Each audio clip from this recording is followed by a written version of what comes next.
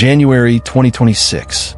While the rest of the civilized world looked toward a new year of hyperconnectivity, artificial intelligence, and quantum breakthroughs, deep within the dead, frozen wastes of the Arctic Circle, a needle on a thermal sensor began to twitch. At the isolated Amundsen-Scott Research Outpost, isolation isn't just a condition, it's a physical weight. Outside, the landscape is a featureless void of white, battered by wind at a lethal -40 degrees. Inside, however, the atmosphere was about to become infinitely colder. Dr. Elena Vance, a leading researcher in magnetospheric physics, was running a routine diagnostic on the station's very low-frequency radio receivers. What she expected was standard space weather. What she found was a localized anomaly that shouldn't exist. A massive electromagnetic spike was pulsing directly from the bedrock, beneath 2 miles of solid, ancient ice shield. It wasn't a standard seismic rumble. It wasn't the shifting of tectonic plates. It was a rhythmic, calculated, and perfectly timed transmission. The frequency was impossibly low, a subterranean hum operating at exactly 14 hertz. This is an infrasound pitch. It completely bypasses human ears, but it doesn't go unheard.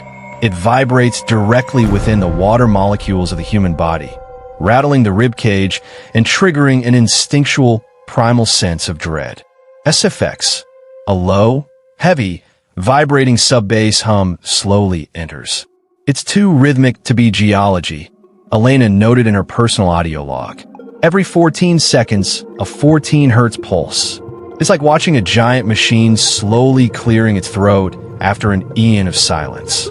Within 12 hours of the signal's awakening, the station's secondary backup generators silently failed.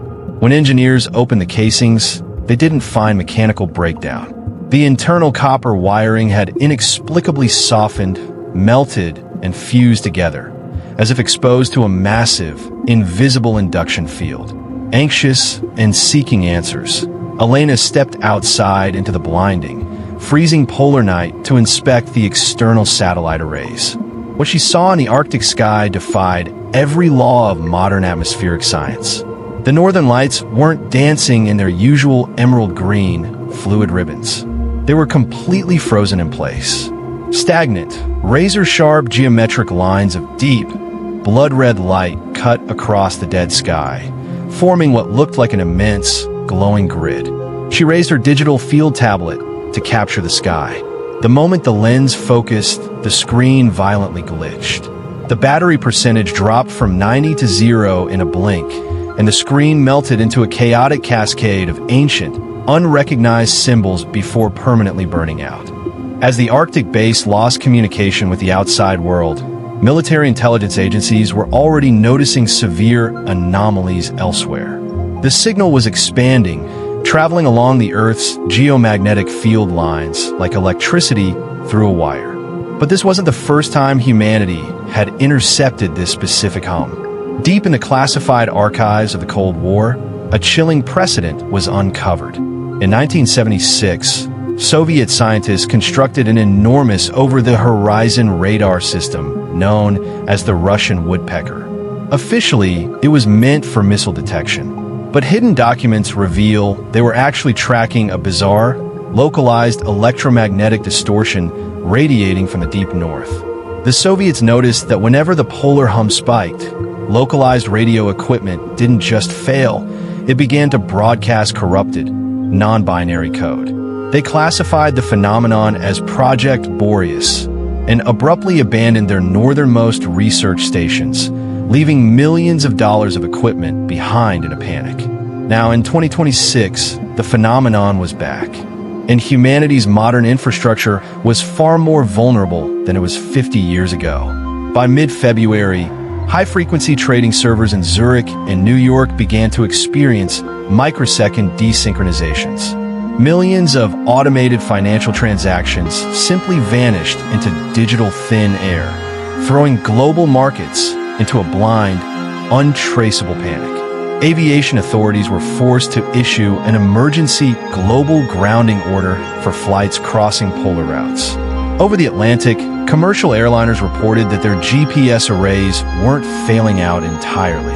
They were being actively hijacked, locking their coordinates onto the North Pole regardless of where the plane was actually heading. The mainstream media quickly blamed the crisis on an unprecedented rogue solar flare. It was a convenient, systemic lie. Governments needed a cosmic scapegoat to keep 8 billion people from realizing that the threat was actually coming from deep inside our own planet. Dr. Vance was urgently evacuated from the dying Amundsen station by a specialized military transport. She was flown not to a university, but to a subterranean, EMP-shielded command bunker deep beneath the mountains of Germany.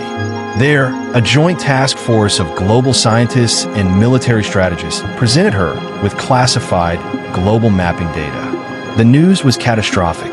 The 14 Hz polar signal wasn't just disrupting data, it was actively rewriting it. Every server bank touched by the pulse was experiencing a bizarre form of digital decay. Instead of crashing, the computers were replacing standard binary code with highly complex, repetitive, non-human algorithmic structures. Acoustic specialists ran the raw polar hum through a military-grade audio synthesizer, desperate to find a pattern, a source code, or a decryption key. When the audio file was sped up exactly 400 times, the chaotic static and low hum dissolved into something terrifyingly coherent. It was a synchronized, metallic, rhythmic countdown. SFX, a cold, mechanical, ticking countdown, sound begins to echo. The countdown wasn't ticking down to a specific date or time. It was a digital meter, ticking down to a precise, global threshold of electromagnetic saturation. It was waiting for us to connect the entire world.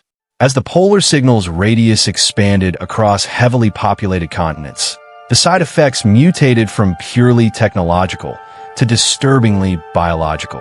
Network engineers working at major satellite ground stations began reporting severe, shared symptoms.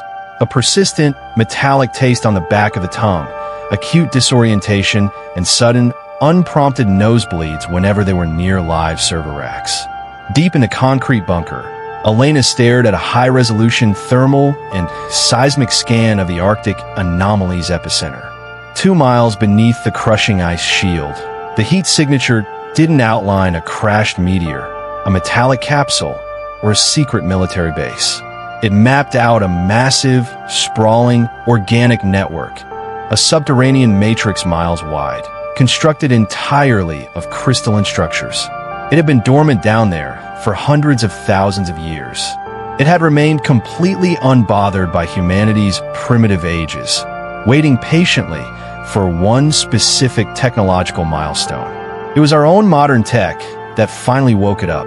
The dense, invisible web of 5G arrays, global satellite constellations, and deep-sea fiber optic cables had finally generated enough ambient electromagnetic energy to jumpstart the ancient entity. It isn't attacking our networks, Dr. Vance whispered to the room of silent, pale military generals. It's hijacking them. It's using our global grid as a makeshift nervous system to construct a body for itself. The moment the words left her mouth, the bunker's reinforced emergency lights violently strobed and hummed. The mainframe short-circuited in a cloud of ozone and sparks, casting the underground concrete facility into a sickening, dim red hue. On the central tactical monitor, the map of the global internet grid began to warp. The glowing connection lines representing humanity's data streams began pulling violently toward the poles like a massive digital whirlpool. Elena took a slow step back from the terminal as her personal phone, which had been sitting completely dead on the metal table for hours, began to vibrate violently. The screen illuminated, casting a cold, harsh white light across her face. The text on the screen didn't show an error message or a glitch. It displayed a single definitive phrase in cold, perfect English. "Thank you for building the cradle." Today, the official historical archives record the events of 2026 as the Great Solar Flare Malfunction, a natural fluke of a volatile sun. But behind heavily locked doors, government agencies are quietly dismantling deep-sea data cables, pulling down high-frequency towers, and abandoning polar research entirely. The Arctic Circle has been designated a permanent, strict no-fly zone, guarded by heavily armed, entirely analog naval vessels. Dr. Elena Vance's current whereabouts remain completely unknown. Her academic files, records, and decades of research have been entirely scrubbed from every database on Earth. Yet, the signal has not stopped. Deep beneath the ice, the 14 Hz pulse continues to hum, slowly but surely syncing with the electrical currents of our remaining technology. Every time your phone mysteriously drops its signal, every time your computer screen glitches for a fraction of a second, or every time you feel an unprompted shiver in your chest, it isn't a bug. It's a breath. We built a modern world out of signals, completely unaware that something else was down there listening, waiting to inherit the grid. Thank you for watching this file from the Vault of Mysteries. Subscribe and turn on notifications if you dare to see what dark truth we unlock next.